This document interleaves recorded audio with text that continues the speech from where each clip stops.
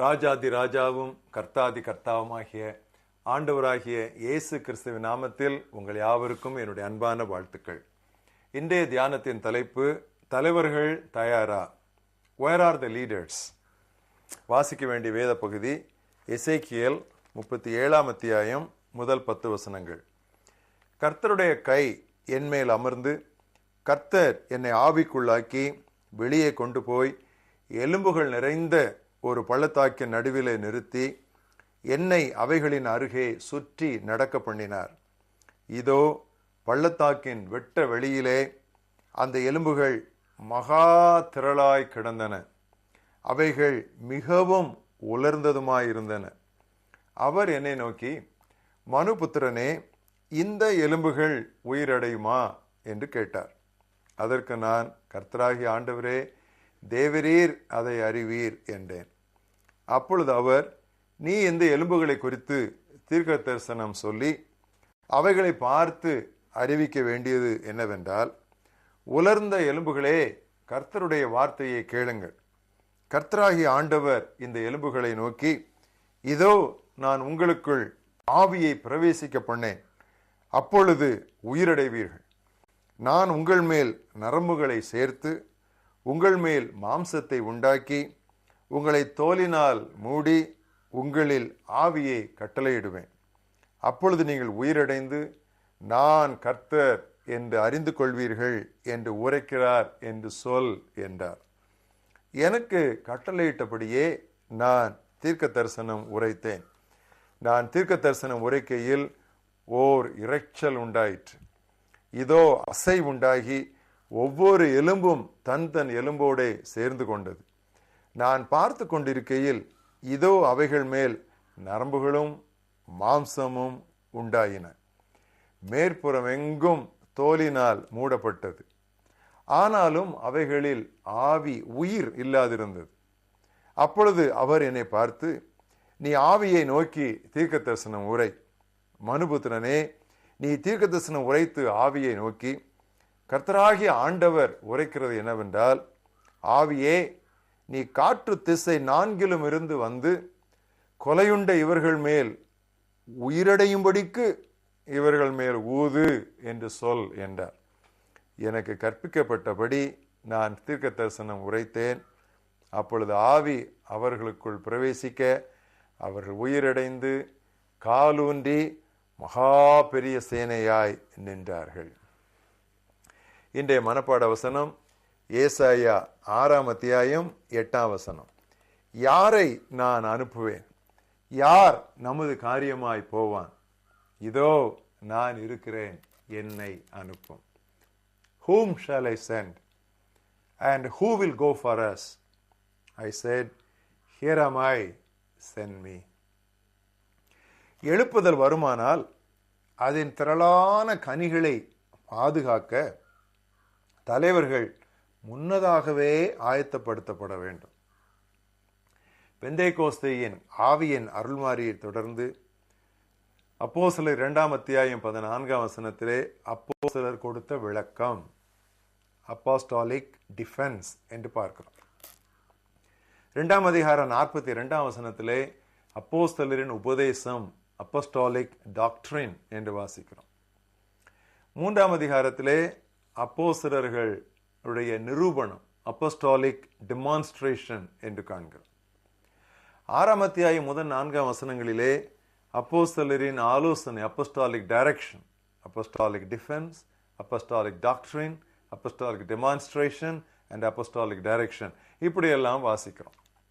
அதாவது வந்து சேரப்போகிற ஆயிரக்கணக்கான ஆத்துமாக்களையும் வந்து குவிய போகிற கோடிக்கணக்கான காணிக்கைகளையும் ஊழலின்றி உத்தமமாய் கையாள அன்றைய அப்போஸ்தலரின் மனது ஏற்கனவே பக்குவப்படுத்தப்பட்டிருந்தது.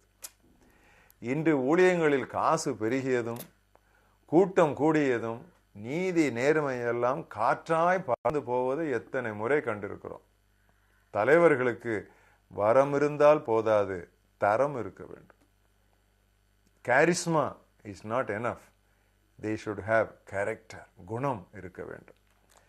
அனைத்துலக ஊழியத்திற்காக இயேசு தமது சீடர்களை தமது பூவுலக ஊழிய நாட்களில் ஆயத்தப்படுத்தி கொண்டே இருந்தார். துவக்கம் முதல் அவர் அதேதான் செய்து கொண்டே இருந்தார். அவர் விண்ணேகு முன் இறுதியான ஆயத்தங்களை நடப்பித்தார். எடுத்துக்காட்டாக 12 ஒருவரான பேதுருவோடு மிகவும் நெருக்கமாக அவர் இடைப்பட்டார். கிறிஸ்துவனுடைய ஊழியன் யாருக்கும் தேவையானது அன்பு. அன்பு என்பது அடிக்கல்லும் உச்சக்கல்லுமாக. It is foundation stone and it is also the capstone. முதலாவது இயேசு பேதுருவை மனிதரை பிடிக்கும் மீனவனாக அழைத்தார், ஃபிஷர்மேன். பின்பு அன்புடன் மனிதரை நடத்தும் மேய்ப்பனாக அவர் அவனை நியமித்தார். ஷெப்பர்ட். ஆத்துமாக்களை மீட்கவும் அன்பு வேண்டும், ஆத்துமாக்களை மேய்க்கவும் அன்பு வேண்டும்.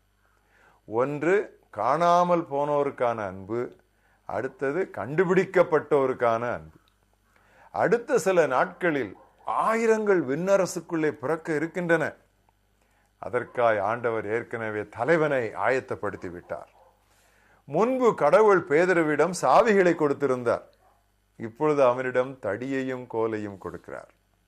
ஆத்துமாக்கள் மந்தைக்குள் வர வேண்டும், மந்தையில் வளர வேண்டும். They should be brought into the fold and they should be brought up in the fold. இறுதியில் சுமக்க வேண்டிய சிலுவைக்காகவும் இயேசு பேதுருவை ஆயத்தப்படுத்தினார். தலைவர்களை பயிற்சிப்பதில் இயேசுவுக்கு நிகரே கிடையாது. லீடர்ஷிப் ட்ரைனிங் பார் எக்ஸலன்ஸ். இன்றைக்கு சீடத்துவ பயிற்சி, தலைமைத்துவ பயிற்சி என்றெல்லாம் நடத்தும் நல்ல ஊழிய இயக்கங்களுக்காக ஆண்டவரை ஸ்தோத்திரிக்கிறோம். நெகேமியா புத்தகத்தையும் தீத்து தீமோத்தேயு நிருபங்களையும் திரும்ப திரும்ப வாசியுங்கள். ஓவர்சீஸ் மிஷனரி ஃபெல்லோஷிப் என்று ஒரு நல்ல மிஷனரி நிறுவனம் இருந்தது.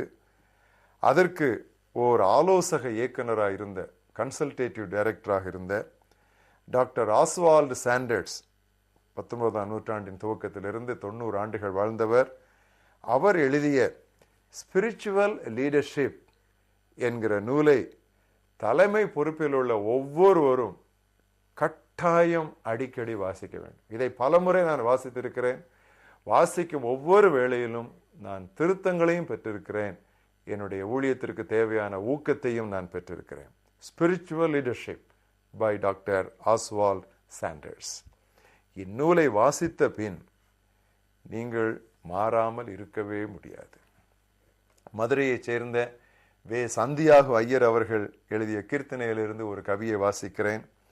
வித்தை ஞானம் அறிவு வேத சத்தியங்களில் மிக்க உயர்ந்து தேர்ந்து விண்ணொளி இவர் வீச, சத்தியம் சகலத்துள்ளும் தாசர்களை நடத்தும் சத்திய ஆவி இவர் மேல் சம்பூர்ணமாய் பெய்ய.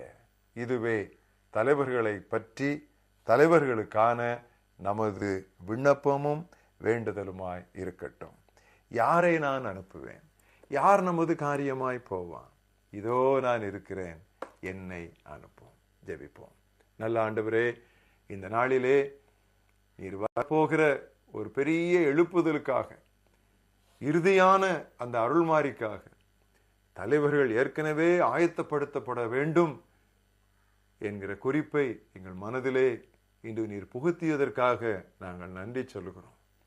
ஆண்டவரே, ஏனோ தானோ என்று இருந்து திரள் திரளாய் ஆத்துமாக்கள் மந்தைக்குள்ளே அலையலையாய் வந்து சேரும் பொழுது தலைவர்கள் இல்லாத ஒரு தவிப்பு நிலை எங்களுடைய தலைமுறைக்கு, திருச்சபைக்கு இந்த நாட்களிலே வேண்டாம் ஆண்டவரே. கர்த்தாவே, நீர் எங்களில் யாரையாவது தலைமை பொறுப்புக்கு என்று நீர் அழைத்திருப்பீரானால் நாங்கள் நேரம் எடுத்து சிரமம் எடுத்து எங்களை நாங்கள் வரவிருக்கிற பெரிய ஊழிய விரிவாக்கத்திற்கு ஆயத்தப்படுத்திக் கொள்ள நீர் எங்களுக்கு கற்றுத்தாரும், நீர் எங்களுக்கு அருள் புரியும். இதை கேட்டுக்கொண்டிருக்கிற ஒவ்வொருவருக்கும் கர்த்தாவே, தலைமை பொறுப்பில் இருக்கிறவர்களுக்காக ஜெபிக்கவும், அவர்கள் தலைமை பொறுப்புக்கு அழைக்கப்பட்டார் அதற்காக மிகவும் பயபக்தியோடு ஆயத்தப்படவும், அந்த ஊழியத்தை நிறைவேற்றவும் நீர் உதவி செய்யும். இயேசு கிறிஸ்துவின் நாமத்தில் ஜெபிக்கிறோம் எங்கள் ஜீவனுள்ள பிதாவே, ஆமென்.